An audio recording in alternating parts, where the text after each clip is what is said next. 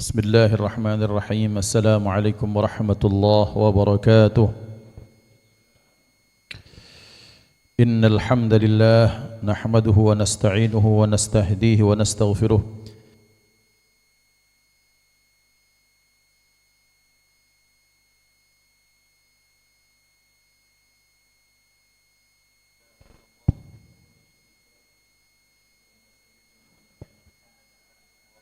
لا نبي بعده. اللهم صل وسلم على سيدنا محمد مفتاح باب رحمة الله عدد ما في علم الله صلاة وسلاما دائمين بدوام ملك الله وعلى آله وصحبه. اللهم رب اشرح لي صدري ويسر لي أمري واحلل عقدة من لساني يفقه قولي. سبحانك لا علم لنا إلا ما علمتنا إنك أنت العليم الحكيم. اللهم ارزقنا فهم النبيين وحفظ المرسلين وإلهام الملائكة المقربين. اللهم أغننا بالعلم وزينا بالحلم وأكرمنا بالتقوى وجملنا بالعافية. لا حول ولا قوة إلا بالله العلي العظيم. والحمد لله رب العالمين.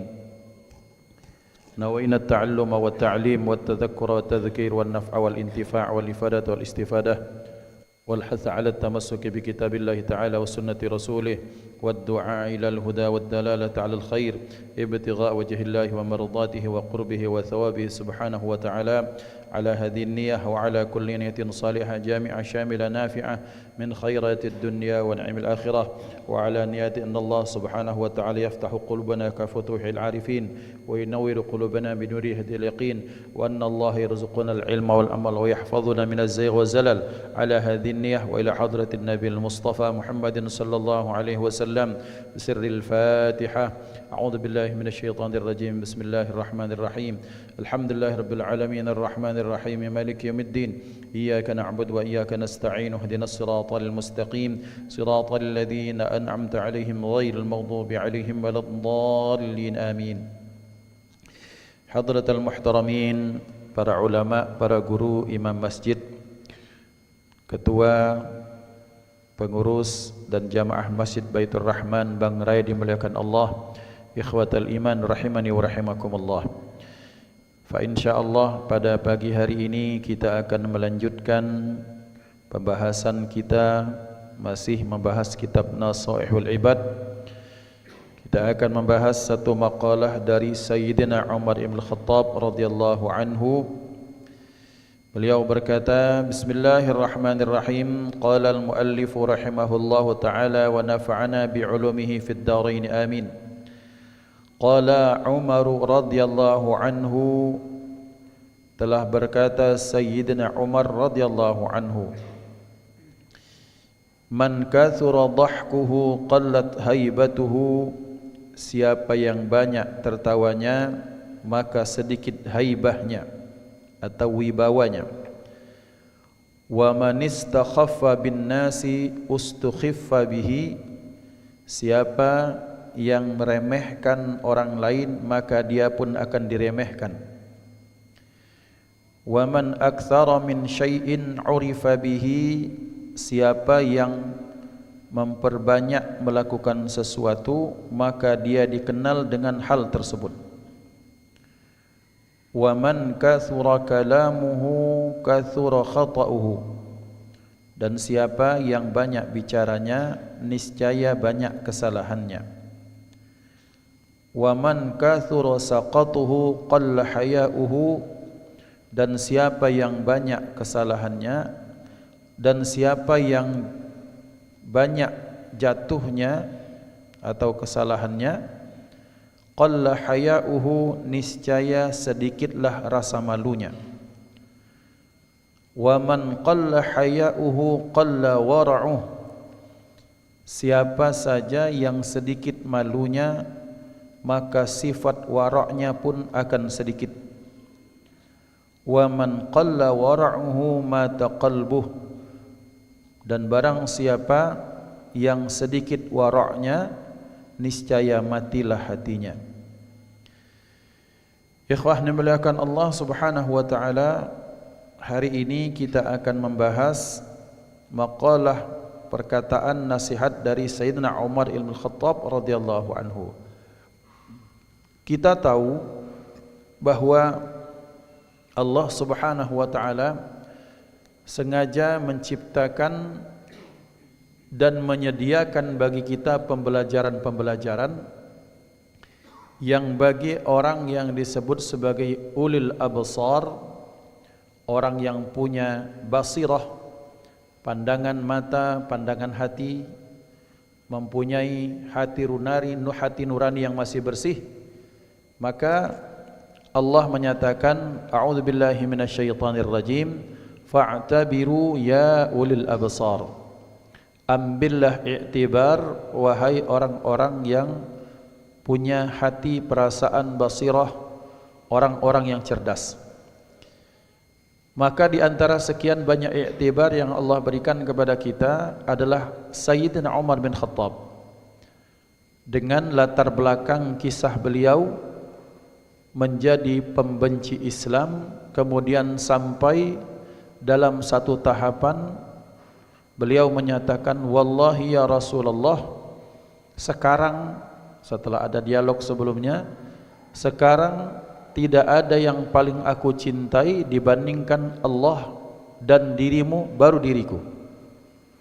Dari orang yang dari awalnya ingin membinasakan Rasulullah sampai kepada tahapan, pada tingkat, pada level beliau mengutamakan perhatian cinta Allah dan Rasulnya, baru cinta pada dirinya. Artinya bahwa sangat terbuka kesempatan yang besar bagi kita semua untuk menjadi pribadi-pribadi seperti Sayyidina Umar. Kita pernah melakukan kesalahan, kita pernah melakukan kealpaan, kita pernah keliru dalam memilih hidup, maka Sayyidina Umar menjadi patokan kita. Atau kalaupun ternyata kita tak salah pilih dari awal, hidupnya sudah lurus, maka ini menjadi pembelajaran bagi kita untuk menilai orang lain, bahwa orang lain itu punya kesempatan untuk bertaubat kepada Allah, dan boleh jadi bahkan orang lain tersebut bahkan lebih hebat kebaikannya sekalipun ternyata sebelumnya dia bergelimang dengan kesalahan dan kekeliruan. Sikap kebijaksanaan seperti inilah yang dibutuhkan oleh umat, sehingga di akhir zaman di mana marak segala bentuk, segala jenis kemaksiatan, maka kita masih punya harapan kepada Allah, berharap bahwa orang tersebut masih mau mendatangi Allah, masih mau mentalbiyah, memenuhi ajakan Allah untuk kembali ke jalannya. Maka ini berarti sikap hidup bagi saya dan kita semua, betapa pentingnya menjadi pribadi yang banyak mengambil i'tibar, pembelajaran, salah satunya dari peri kehidupan Sayyidina Umar bin Khattab. Sampai dalam satu tahapan pada puncaknya Ahlus Sunnah wal Jamaah sepakat orang terbaik ketiga setelah Sayyidina Rasulullah sallallahu alaihi wasallam, setelah Sayyidina Abu Bakar As-Siddiq, maka orang ketiga terbaik sealam semesta ini Sayyidina Umar bin Khattab. Maka ikhwan dimuliakan Allah Subhanahu wa taala, maka berarti penting bagi kita bahwa sikap hidup kita tanamkan, kita masih punya harapan yang besar kepada siapapun, baik untuk diri kita yang sering melakukan kesalahan dan dosa, ataupun kita menilai orang lain berharap bahwa mereka masih terbuka pintu kesempatan untuk kembali dan taubat, dan bahkan membalikkannya dengan kondisi yang jauh lebih baik lagi, menjadi pribadi yang taubatnya diterima oleh Allah Subhanahu wa taala. Berkata Sayyidina Umar bin Al-Khattab radhiyallahu anhu, man kathura dhahkuhu qallat haibatuhu.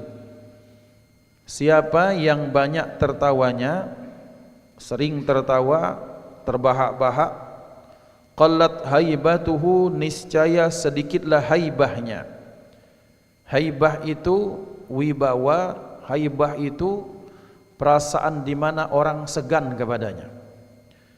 Fala yahabuhun nasu wala yu'azzimunahu, maka orang tidak segan kepadanya dan tidak juga membesarkan dirinya, maksudnya tidak mengagungkan dirinya. Artinya hilang harga dirinya di tengah masyarakat.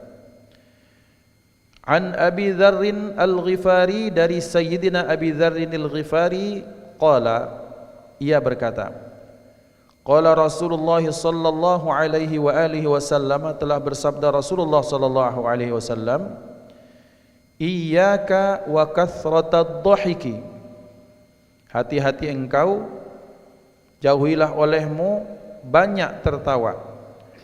Fa innahu yumitul qalba wa yadhhabu binuril wajhi, karena banyak tertawa itu akan mematikan hati dan menghilangkan cahaya pada wajah.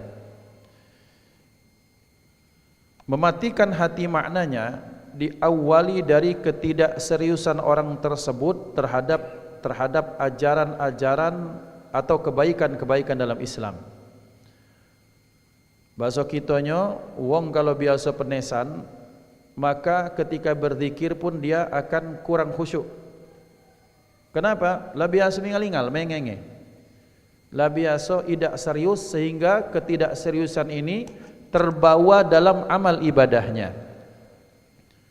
Bahkan ketika menjelang sholat pun, kemudian dia nanti akan masih sempat ngobrol sama teman. Menjelang sholat sudah istawa'ti dulu, masih kemudian dia sempat bercanda, padahal sudah berada dalam persiapan di depan Allah Subhanahu wa taala. Maka ikhwan, penting untuk disampaikan bahwa ternyata orang kalau sudah biasa tak serius, maka kebiasaan dia tak serius akan terbawa dalam dia beribadah kepada Allah. Kemudian dalam kebiasaan, dalam urusan keluarga, maka orang yang sudah banyak tertawa, artinya orang terbawanya terbahak-bahak, kemudian banyak tertawa, maka dia cenderung tak akan dihormati orang lain. Orang tak akan segan, mah itu baik, paling sudah selesai. Nah, maka ini sabda Rasulullah, pertama ini orang akan mati hatinya. Mati hati itu artinya seperti tadi, ibadahnya tak khusyuk, kemudian lama-lama kemudian dia tidak ada rasa takut kepada Allah, menganggap syariat Islam, ibadah itu biasa saja. Dan berikutnya tidak sampai ke derajat khusyuk itu, misalnya seperti ini. Contoh sering kita sampaikan. Saatnya nunggu 20-30 tahun berangkat haji. Sementara beliau sallallahu alaihi wasallam bersabda, al-hajju Arafah. Haji itu puncaknya adalah wukuf di padang Arafah.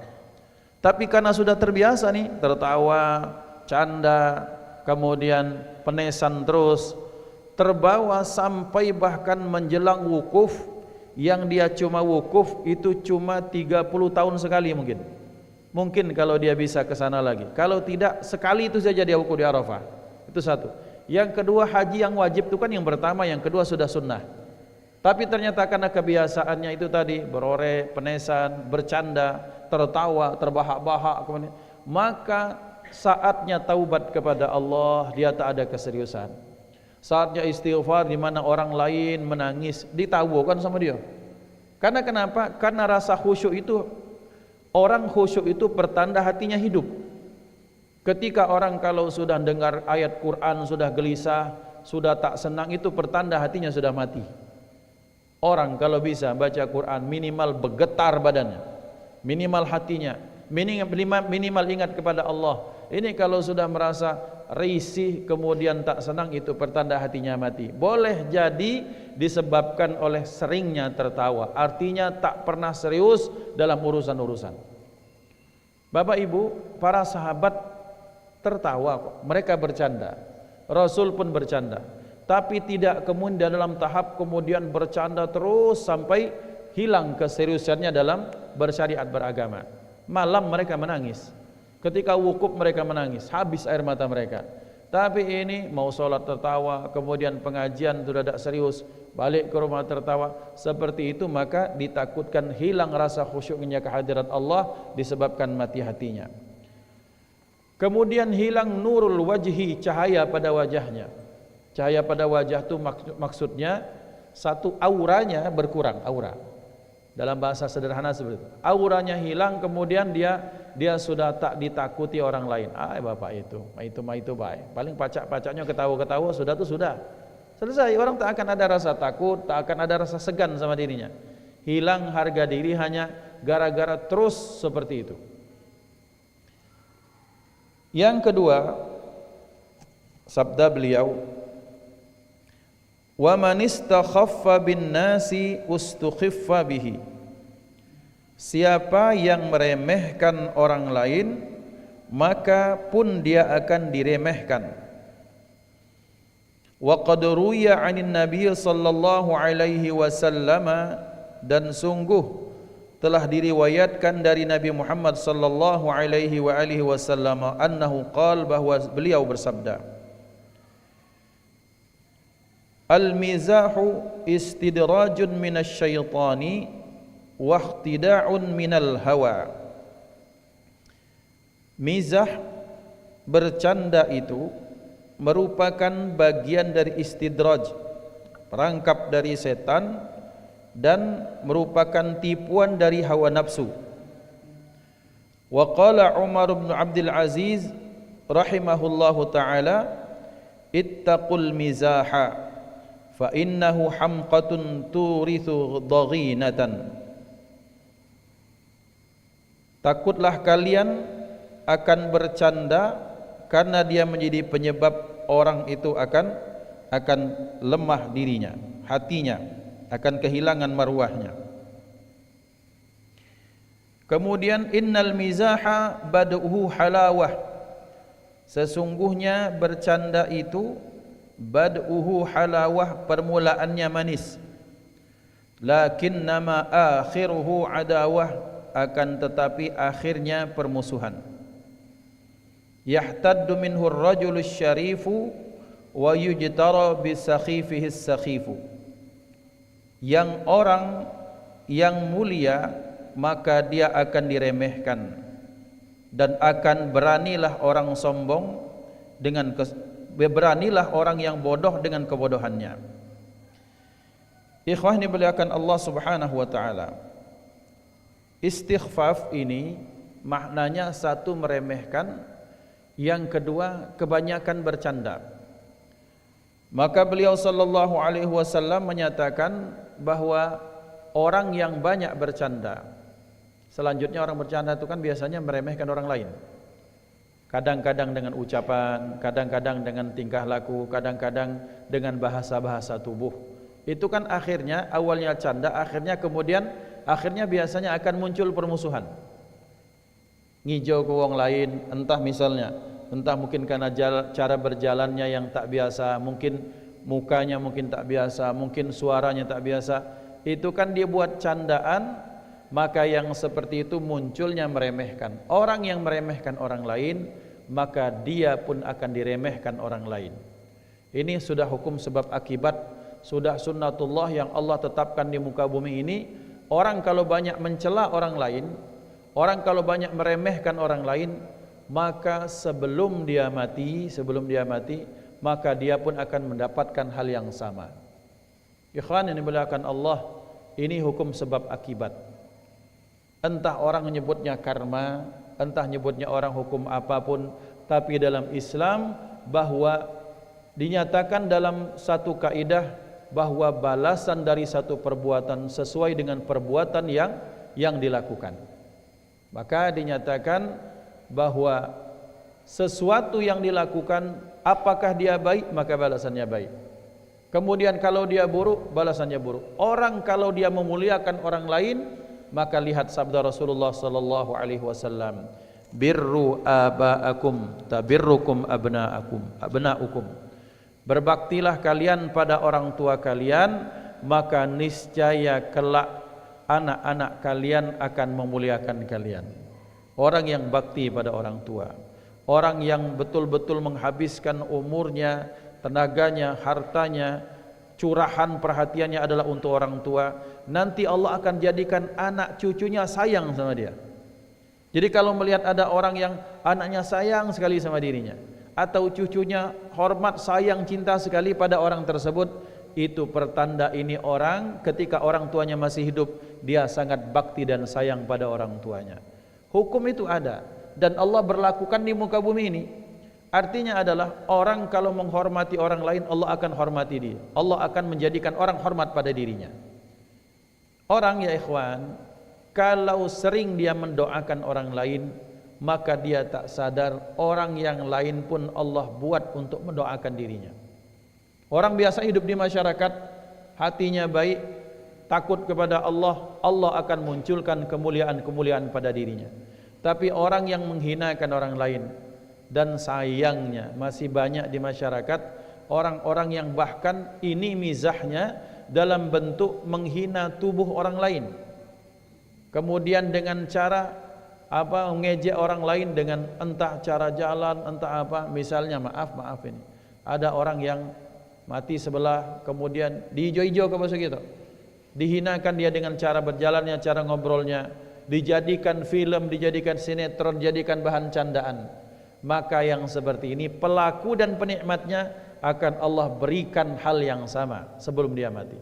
Maka hati-hati bahwa balasan yang pernah kita lakukan nanti di akhirat, di dunia pun Allah akan segerakan, naudzubillah. Maka bercanda itu dikatakan ulama, awalnya halawah, rasa pertamanya itu manis, baik, wah canda. Tapi kalau sudah keseringan tersinggung orang. Kalau sudah tersinggung, naudzubillah, ujung-ujungnya apa? Pertumpahan darah, naudzubillah, tsumma naudzubillah. Dan tak sedikit orang yang awalnya bercanda kemudian munculnya setelah itu permusuhan. Maka hati-hati kita dengan candaan, dengan ucapan, dengan sikap yang kadang kalau menurut kita biasa-biasa saja, apalah ditakutkan bahwa nanti setelah itu ada pihak yang tersinggung. Ikhwan yang dimuliakan Allah SWT. Apalagi kalau di situ sudah satu ada jarak, artinya kita belum terlalu kenal. Yang kedua Yang kedua kalau sudah berbeda tingkatan. Misalnya ini orang tuh baik, maksudnya pengen canda, tapi ternyata ini orang yang dicandai biasanya orang orang yang secara ekonomi di bawah dirinya. Maka biasanya orang-orang yang dalam kondisi lagi buntu, duit, lagi banyak utang, lagi ada masalah, jangan dibuat canda. Selesai kita. Maka kadang-kadang kita bercanda, kadang-kadang tak menempatkan tempat, tak melihat situasi dan kondisi masalah. Maka lebih baik bercanda yang halus-halus saja, atau bila perlu kita serius saja dulu. Ketika kita serius sudah tahu kondisi yang mungkin untuk dicandai, maka kita bercanda. Pun selanjutnya kalau ternyata itu kita tutup minta maaf, tadi penesan baik, minta syukur ridha, minta maaf dunia akhirat, seperti itu. Karena bahkan kadang ada orang yang membuat candaan misalnya hanya dengan gara-gara fulan bin fulan, misalnya dia profesinya sebagai apa, kemudian profesinya itu dicandai. Naudzubillah, tsumma naudzubillah. Selanjutnya, wa man aktsara min syai'in urifa bihi. Siapa yang memperbanyak sesuatu, maka dia dikenal dengan hal tersebut. Ai ishtahara bainan nasi bidzalika syai'i kama qala Aliun karramallahu wajhahu wa qimatul mar'i ma kana yuhsinuhu. Siapa yang memperbanyak sesuatu, maksudnya siapa yang terbiasa melakukan sesuatu, maka dia dikenal dengan kebiasaannya itu. Yakni maksudnya ishtahara bainan nas, dia terkenal di antara manusia dengan hal tersebut. Sebagaimana dikatakan Sayyidina Ali karramallahu wajhahu, wa qimatul mar'i, dan nilai seseorang itu maka yuhsinuhu, sesuai dengan apa yang ia geluti secara profesional atau sering dia lakukan, atau dia sangat baik dalam hal tersebut. Ikhwan dimuliakan Allah, maksud Sayyidina Umar, orang yang terbiasa melakukan sesuatu, maka ini orang akan dikenal dengan kebiasaannya. Maka berarti kita harus hati-hati dengan kebiasaan kita, apakah kebiasaan baik atau kebiasaan buruk. Misalnya misalnya. Orang ini dikenal nian dengan apa? Dengan Abu Ta'am. Abu Ta'am tu, Abu tu bapak, Ta'am tu makanan. Istilah kami di pondok tu, anak-anak pondok, Abu Ta'am tu budak yang selak makan, kuat makan. Jadi belum acara apa pula selesai, dia langsung ngari meja. Kalau makan tak pernah tak nambah, banyak nian, pecah gunung. Nah itu namanya Abu Ta'am. Dikit-dikit makan, dikit-dikit makan. Maka ikhwan dimuliakan Allah, orang yang terbiasa melakukan sesuatu, maka kebiasaan itulah yang menjadi pembeda dia dari yang lain, sehingga dia akan dikenal dengan kebiasaan itu.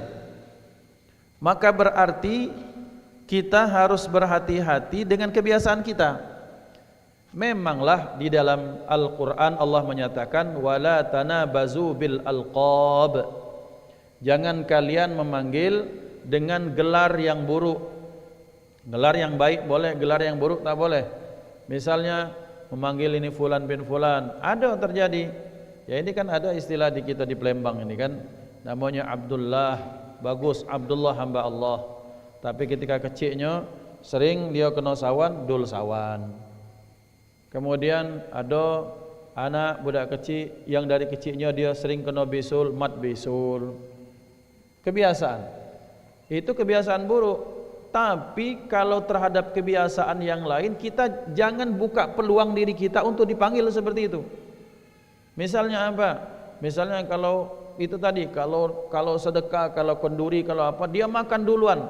Jangan disalahkan orang kalau dipanggil kan abul batan, abul butun. Oh, bapak perut besar. Maksudnya dia nak makan terus nuli wong-wong. Sampai yang tua kalah sama dia, budak kecil kelaparan kalah sama dia. Orang akan dikenal sesuai dengan kebiasaannya. Maka kalau seseorang biasa bersedekah, maka siapa? Oi bapak itu no yang sedekahnya Masya Allah. Masjid mana? Kebiasaannya itu loh yang masjid yang ngejuk makan tiap hari Kamis itu. Oi Masya Allah, dikenal dengan seperti itu. Maka orang akan memperbanyak terbiasa melakukan sesuatu, akan dikenal sesuai dengan kebiasaannya. Latuwo, la umur 45 tahun. Siapa Iqbal? Iqbal layangan kata orang. Ngapa? Petang hari jam 5:30 masih main layangan tiap hari sepanjang tahun. Oh ya pantas berarti dia dikenal pas mati telah meninggal dunia, innalillahi wa inna ilaihi raji'un. Telah menghadap Allah, kembali ke hadirat Allah. Siapa? Muhammad Iqbal Harun. Atau siapa? Mat layangan. Nah, orang tahu kita dengan layangannya. Jadi ikhwan, maka berarti kalau orang memanggil kita dengan kebiasaan kita, jangan salahkan. Karena kita sendiri membuka peluang ke arah itu. Syukur kalau kita ditamyiz atau dibedakan orang, orang kenal kita, ingat kita karena kebiasaan baik. Masya Allah, bapak itu yang ahli tahajud. Siapa yang meninggal? Itu yang biasa tadarus itu. Yang mana? Yang suaranya bagus. Masya Allah. Itu siapa yang itu? Itu loh bapak yang suka azan subuh di Baitur Rahim, Baitur Rahman. Sekalipun agak serak-serak karena udah katik banyu tadi belum minum. Misalnya kayak. Nah ikhwan dimuliakan Allah, ini penting. Jadi kita dikenal sesuai dengan kebiasaan. Maka orang yang terbiasa dengan sesuatu, dia akan dikenal dengan kebiasaan itu. Syukur-syukur kita kemudian memang dikenal dengan kebiasaan yang baik.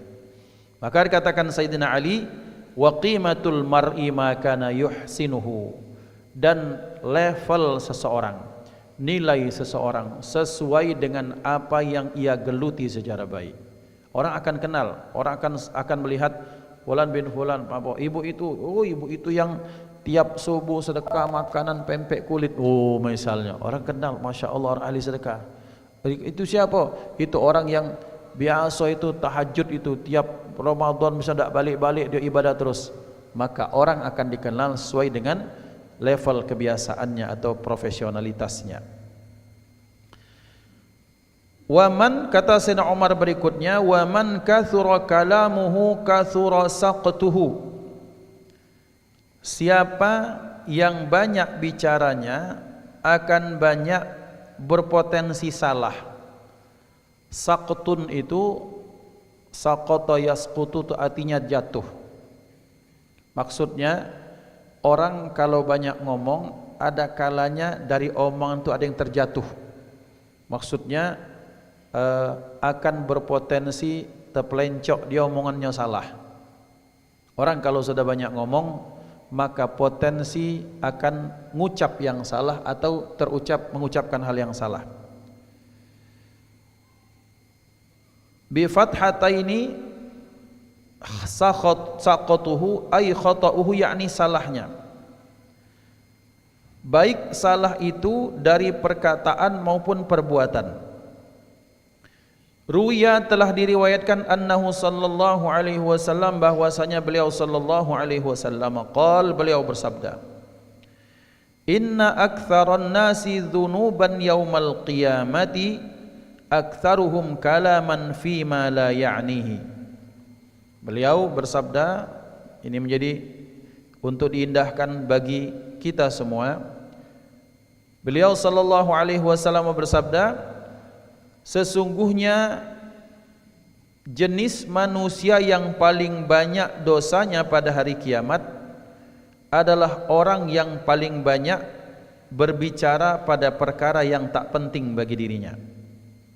Maka manusia yang paling banyak dosanya pada hari kiamat adalah berbicara disebabkan berbicara perkara yang tak penting.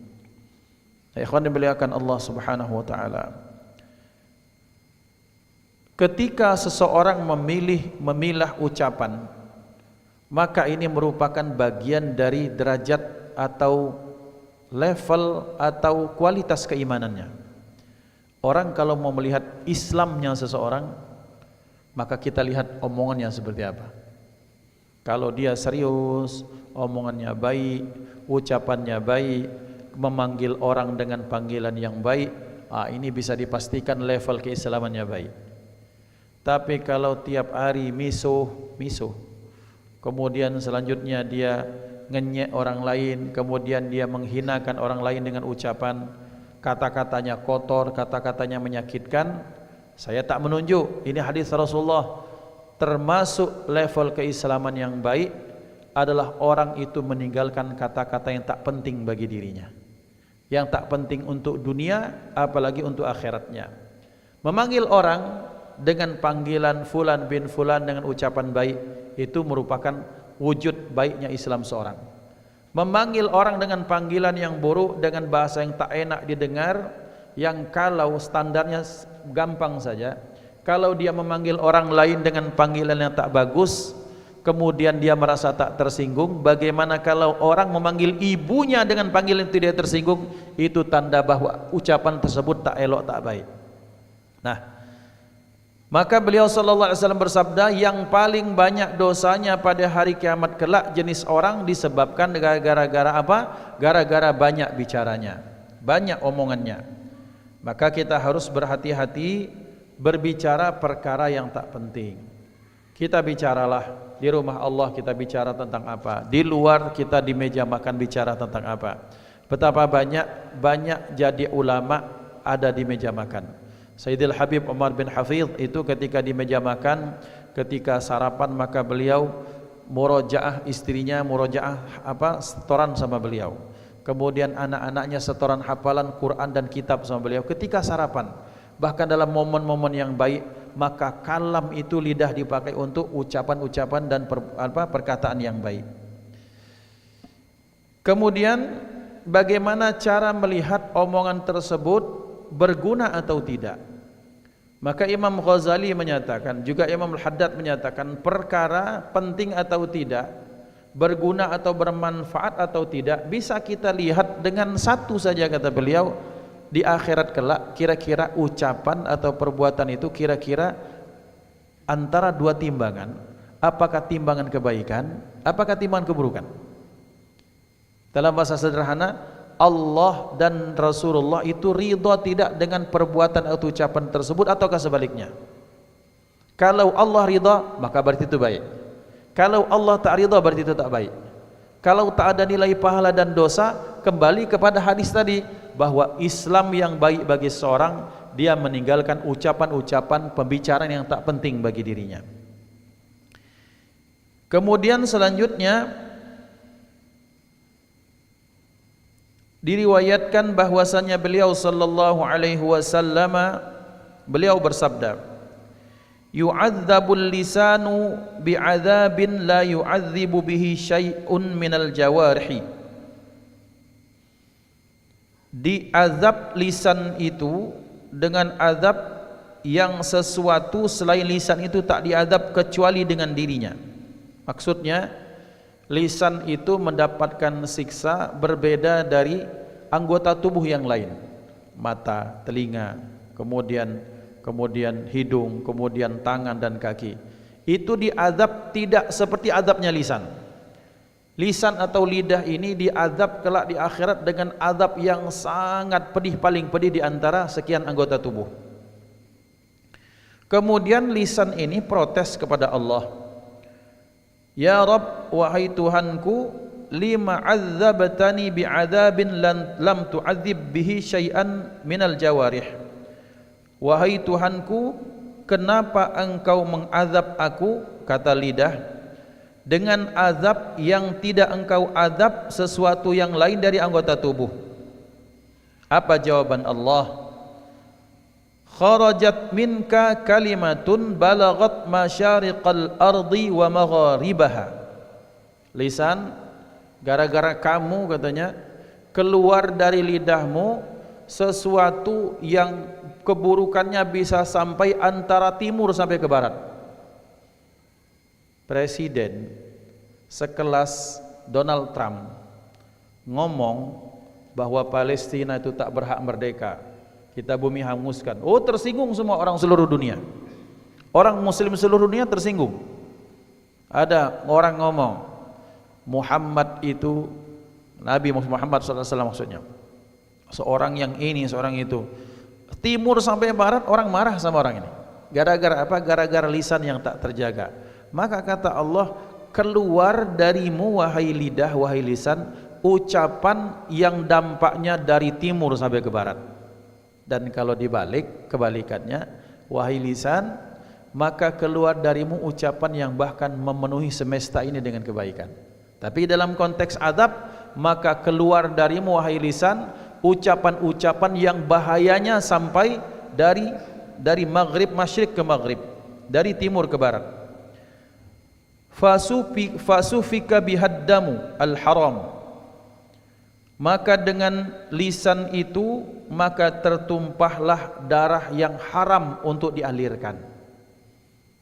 Siapa pelakunya? Oh, saya benar melihat Pak, bapak itu yang ini pelakunya. Berani bersumpah, berani bersumpah, sampai saya bersumpah atas nama Tuhan, atas nama Allah. Gara-gara lisannya, persaksiannya, orang akhirnya apa? Dia digantung, akhirnya dia dipenggal kepalanya. Kalau hukum i'dam, lihat Saddam Hussein, lihat Husni Mubarak, lihat Muammar Gaddafi, orang-orang membela rakyatnya, tapi gara-gara para saksi palsu yang berani bersumpah atas nama Allah dengan lisannya, maka menghilangkan nyawa beliau bertiga ini. Lihat kata Allah, lisan, wahai lidah, gara-gara engkaulah maka ada darah yang haram tertumpah, menjadi hilang nyawanya orang tersebut. Di Indonesia banyak, atau di mana lain banyak. Di setiap negara akan ada orang-orang yang menggunakan lisannya, gara-gara lisannya kemudian hilang nyawa dengan tanpa dalam aturan Islam dibenarkan. Kalau qisas, betul-betul qisas. Tapi ini kan gara-gara lisan kemudian banyak nyawa yang hilang gara-gara itu. Wa ukhidha bihal malul al-haram, dan gara-gara lisan maka diambillah harta yang haram untuk diambil. Artinya betapa banyak ada orang yang kemudian gara-gara ucapannya, oke, kita putuskan. Diputuskan kata hakim, dia bersalah maka asetnya disita. Terjadi, ya terjadi gara-gara apa? Lisan ucapan itu. Dengan ucapannya kemudian dia ketok palu, jadi hukum, maka kemudian aset orang yang tak bersalah disita. Itu terjadi. Gara-gara apa? Lisan. Kemudian wantuhika bihal farjul haram. Kemudian gara-gara lisan juga maka kemudian betapa banyak kehormatan kemudian dihilangkan kehormatan. Fa wa izzati, maka kata Allah, demi kemuliaanku, la u'adzibannaka bi'adzabin la u'adzibuhu bihi syai'an minal jawarih. Maka demi kemuliaanku, kata Allah, sungguh-sungguh aku akan mengazab engkau wahai lisan dengan azab yang tak kuberikan kepada anggota tubuh yang lain. Nah, ikhwan dimuliakan Allah Subhanahu wa taala.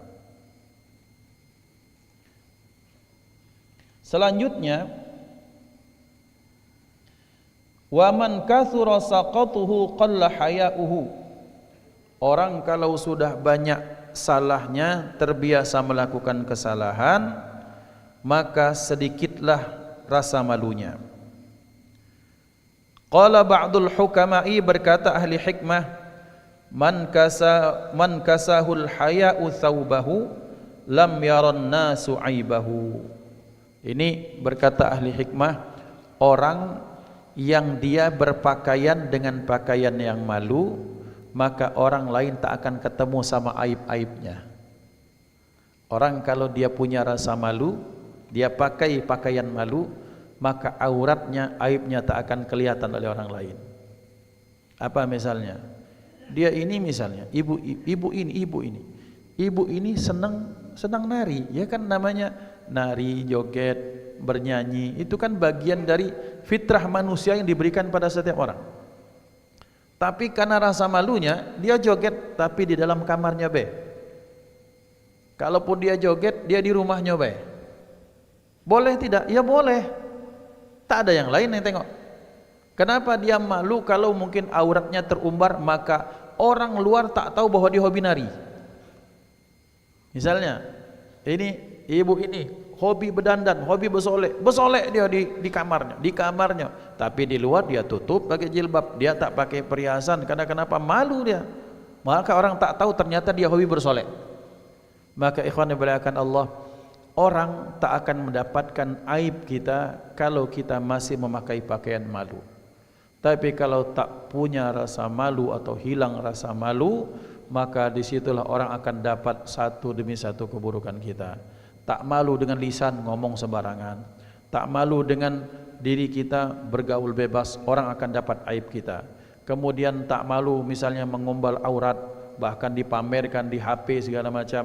Orang lihat, oh fulan bin fulan, siapa lakinya itu, ala kekesian lakinya, bininya mak ini. Orang akan langsung sebut itu. Kenapa? Gara-gara rasa malu hilang marwah suami. Gara-gara hilang rasa malu, hilang nama baik istri dan anak. Maka orang yang koruptor itu kan udah kati rasa malu. Orang yang berani mabuk-mabukan karena hilang rasa malu. Orang melakukan kemaksiatan hilang rasa malu. Baik malu kepada Allah, malu kepada sesama manusia, baik malu pada dirinya sendiri. Hilang rasa malu, maka terbukalah potensi kesalahan-kesalahan dan melakukan dosa yang banyak. Na'udzubillah.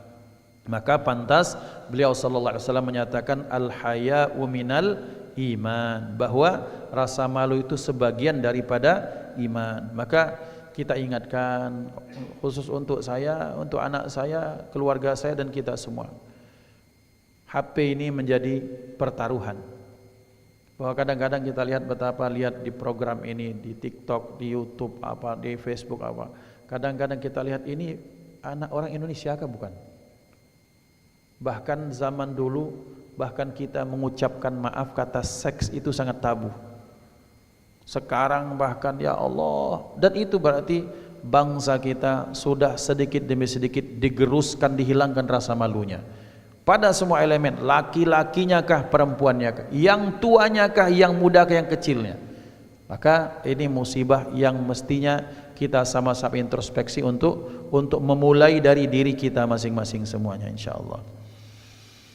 Kemudian selanjutnya, waman qalla haya'uhu qalla wara'uh, dan siapa yang sedikit rasa malunya, sedikit waroknya. Kita sudah sering bahas warok. Warok itu adalah orang yang meninggalkan perkara yang syubhat, baik pada makanan, pakaian maupun cara mendapatkan harta atau rizki. Artinya kalau yang syubhat, yang samar-samar saja kita tinggalkan, apalagi yang haram. Bahkan kalau tingkatan para aulia, warok merekanya itu bukan meninggalkan yang makruh, tapi meninggalkan yang halal. Kalau sudah kebanyakan pun mereka tinggalkan. Nah, itu para aulia. Kemudian selanjutnya yang terakhir, wa man qalla wara'uhu mata qalbuh, dan siapa saja yang waraknya sedikit maka matilah hatinya. Kalau sudah mati hati seperti tadi, nasihat tidak mempan, sakit dia tapi tidak menjadikan iktibar untuk menerima keputusan Allah. Ditimpakan musibah kalau hati yang mati, menyalahkan orang lain. Kemudian kalau terjadi apa, dia berusaha untuk mencari kambing hitam misalnya. Maka ikhwan dimuliakan Allah, kita berharap bahwa hati kita terus menjadi hati yang sehat, hati yang hidup, hati yang terus ingat kepada Allah dan kepada kebaikan. Fa insyaallah beberapa hal ini disampaikan oleh Umar bin Khattab, mudah-mudahan menjadi pengingat bagi kita, dan mudah-mudahan di akhir usia kita tetap terus istiqamah dalam ketaatan, dalam kebaikan. Amin Allahumma amin. Usikum wa nafsi bi taqwallah, hadanallahu wa iyyakum ajma'in. Mari kita tutup dengan sama-sama berdoa. A'udzubillahi minasyaitonir rajim. Bismillahirrahmanirrahim. Alhamdulillahirabbil alamin. Allahumma shalli ala sayyidina Muhammad abdika wa rasulika an-nabiyil ummi wa ala alihi wa sahbihi wasallim taslima. Allahumma ij'al jam'ana hadza jam'an marhuma wa tafarruqana min ba'dihi tafarruqan ma'suma wa la taj'al fina wa la minna wa la ma'ana syaqiyan wa la matrudan wa la mahruma. Allahumma ihdina bihudak waj'alna mimman yusari'u fi ridak wa la tuwallina وليا سواك ولا تجعل من خلف أمرك وعصاك وحسبنا الله ونعم الوكيل. اللهم افتح قلوبنا كفتوح العارفين ونور قلوبنا بنور هداية اليقين. اللهم لا تدع لنا في مقامنا هذا وفي يومنا هذا ذنبا إلا غفرته ولا هما إلا فرجته ولا مريضا إلا شفيته ولا مسافرا إلا وصلته ولا طالبا إلا وفقته ولا دينا إلا قضيته ولا حاجة من حوائج الدنيا والآخرة إلا قضيتها ويسرتها يا رب العالمين. اللهم اجعل لنا من كل هم فرجا. اللهم اجعلنا من كل هم فرجا ومن كل ضيق مخرجا وارزقنا من حيث لا نحتسب. ربنا آتنا في الدنيا حسنة في الآخرة حسنة وقنا عذاب النار. وصلى الله على سيدنا محمد وعلى آله وصحبه وسلم والحمد لله رب العالمين. تقبل الله منكم منا ومنكم تقبل يا كريم. Terima kasih kepada jamaah yang sudah ikut kajian kita. Terima kasih kepada saudara-saudara kita yang ikut kajian online. Mudah-mudahan kita mendapatkan kebaikan keberkahan daripada Allah. Assalamualaikum warahmatullahi wabarakatuh.